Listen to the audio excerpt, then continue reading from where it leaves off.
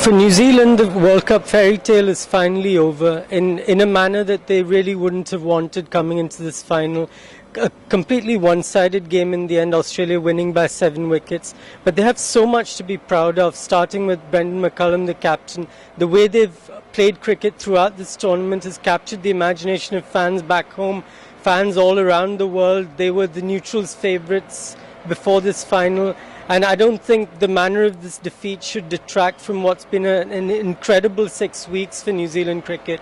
McCullum's answers after the loss were telling in a way. He made no excuses.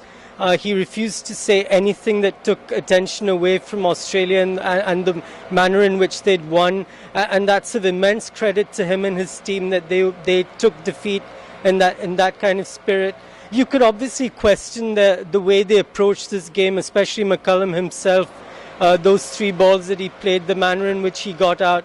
But I don't think there should be too many questions asked, simply because that's a method that's worked for them throughout this tournament. The same method served McCullum so well in the semi-final against South Africa, even in the group game against Australia. So it's hard to second-guess that.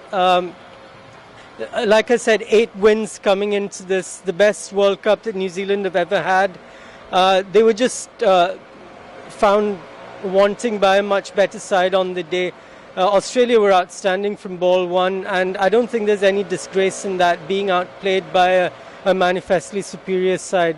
But there's a great deal for New Zealand to build on from this, the core of fast bowlers that they've got.